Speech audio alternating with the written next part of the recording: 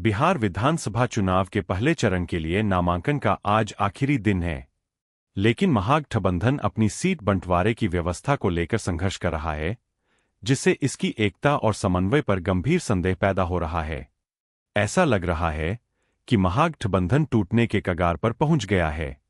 कांग्रेस का 70 सीटों पर चुनाव लड़ने पर जोर देना मुख्य बाधा एकजुटता के बार-बार दावों के बावजूद राजद, कांग्रेस, भाकपा माले, भाकपा, माकपा और वीआईपी वाला यह गठबंधन केवल कागजों पर ही दिखाई देता है, जिसमें प्रत्येक दल अपने हितों को प्राथमिकता दे रहा है। हालांकि कई दलों ने पहले ही उम्मीदवारों की घोषणा कर दी है और नामांकन के लिए चुनाव चिन्ह वितरित कर दिए हैं, लेकिन सीटों के सटीक बंटवारे को लेकर कोई स्पष्टता नहीं है, जिससे कार्यकर्ता और समर्थक असमंजस में है। सूत्रों के अनुसार कांग्रेस का 70 सीटों पर चुनाव लड़ने पर जोर देना मुख्य बाधा बन गया है। 2020 के विधानसभा चुनावों में कांग्रेस ने इतनी ही सीटों पर चुनाव लड़ा था, लेकिन 27% के स्ट्राइक रेट के साथ केवल 19 सीटें ही जीत पाई थी। इस प्रदर्शन को व्यापक रूप से गठबंधन के सरकार बनाने के लिए आवश्यक 122 सीटों के बहुमत के आंकड़े से चूकने के लिए जिम्मेदार ठहराया गया। इस बार राजद प्रमुख लालू प्रसाद यादव कथित तौर पर वही गलती दोहराने को तैयार नहीं है। वह चाहते हैं कि कांग्रेस कम सीटों पर चुनाव लड़े, जबकि यह सबसे पुरानी पार्टी 70 सीटों के अपने दावे पर अड़ी हुई है। बिहार इलेक्शन 2025 नामांकन के आखिरी दिन मुकेश साहनी ने कर दिया बड़ा ऐलान।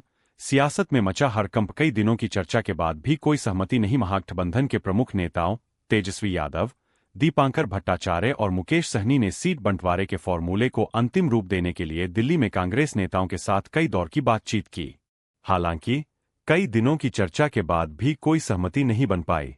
तेजस्वी यादव और मुकेश सहनी ने कथित तौर पर गुरुवार 16 अक्टूबर को आखिरी क्षण तक इंतजार किया, लेकिन फॉर्मूला अनसुलझा रहा।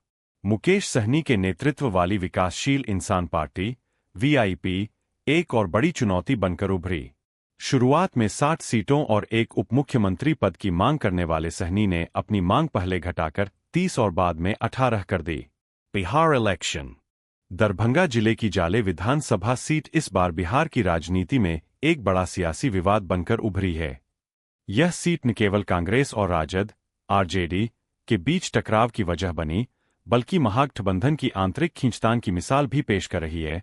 दरअसल 2020 के विधानसभा चुनाव में जो गलती हुई, उसका असर आज तक दोनों दलों के रिश्तों पर साफ दिखता है। पिछले विधानसभा चुनाव में कांग्रेस ने अलीगढ़ मुस्लिम यूनिवर्सिटी छात्र संघ के पूर्व अध्यक्ष मशकूर उस्मानी को जाले सीट से उम्मीदवार बनाया था। उस्मानी अपनी छात्र राजनीति के दिनों से ही विवादों में रहे हैं, खासकर जिन्ना की तस्वीर वाले मुद्दे को लेकर। बीजेपी ने इस मुद्दे को हाथों हाथ लिया और प्रचार के दौरान इसे राष्ट्रवाद बनाम जिन्ना की लड़ाई में तब्दील कर दिया। जाले सीट राजद के खाते में चाहते थे तेजस्वी। राजद नेताओं का मानना है कि उस्मानी की उम्मीदवारी ने दरभंगा समेत उत्तर बिहार के कई इलाकों में भाजपा को ध्रुवीकरण का अवसर दिया। इसके कारण जाले सीट ही नहीं बल्कि आसपास की कई सीटों पर महागठबंधन को नुकसान हुआ। तेजस्वी यादव कैंप का आरोप था कि यदि कांग्रेस उस्मानी को टिकट न देती तो राजद की सरकार बनने से बीजेपी जेडीयू गठबंधन को रोका जा सकता था।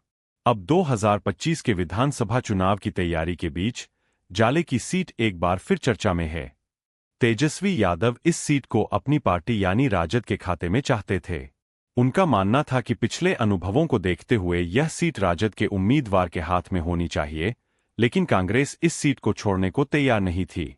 यही से विवाद शुरू हुआ। कांग्रेस के खाते में सीट, राजद उम्मीदवार। देर रात कांग्रेस ने अपने स्तर पर इस सीट के लिए युवा नेता मोहम्मद नौशाद का नाम लगभग तय कर लिया था। हालांकि इसकी औपचारिक घोषणा नहीं हुई थी। नौशाद वही व्यक्ति है जो राहुल गांधी की भारत जोड़ो यात्रा के दौरान मंच से कथित तौर पर प्रधानमंत्री नरेंद्र मोदी की मां को लेकर विवादित टिप्पणी करने के आरोप में सुर्खियों में आए थे।